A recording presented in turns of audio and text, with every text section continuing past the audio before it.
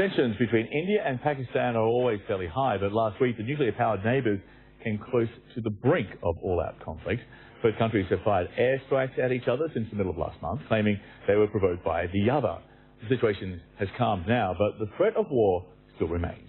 CNN's Nick Robertson sat down with Pakistan's military spokesperson for his perspective.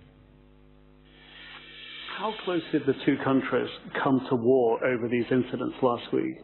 We were, I would say, close to the war because when they violated the airspace, undertook an aggression, we went for response. Did handing back the Indian Air Force fighter pilot, did that help ease tensions? No, it is up to India that whether they take that peace gesture and move forward towards de-escalation or continue the agenda that they have. How would you judge India's posture at the moment on the other side of the line of control? Along the line of control, we are eyeballs to eyeballs. So there is presence of troops for decades. But post the Indian aggression and our response, the safeguards have been taken by both sides. Increase in troop numbers on both sides? Because it is natural as part of military planning that when the situation gets hot, there are safeguards. Those safeguards are in place on both sides. In this eyeball-to-eyeball, high-alert situation, how possible is it for things to escalate again? We feel that now the ball is in the Indian court. Should they decide to escalate more, the situation will go bad.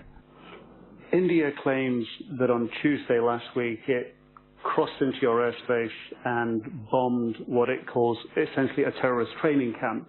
Not even a single brick has been found there if there was an infrastructure, and not even a single dead body found there. Their claims are false, and I believe lately there is an announcement from their side also that they cannot claim any casualty.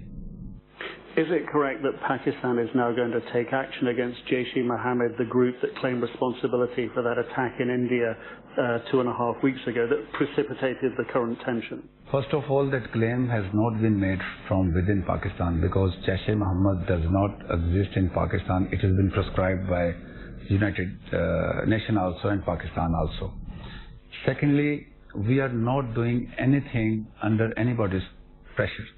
So does this mean, in light of what's happened, without international pressure, but in light of what's happened over the past few weeks, that an increased effort will take place to root out any groups that might destabilize the situation in Kashmir? For sure.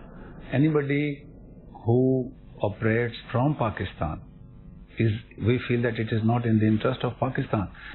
Instead of blaming Pakistan, it is time that the world should assist Pakistan, facilitate Pakistan in getting rid of such organizations.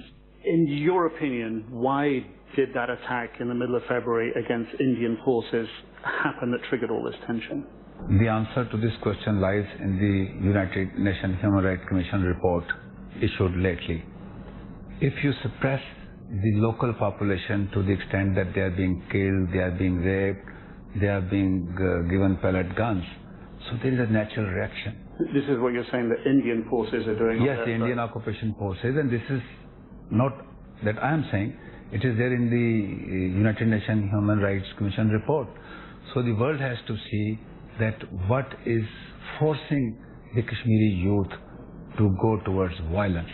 So instead of looking towards a framed allegation for this incident, India also has to look inward that why these incidents are happening.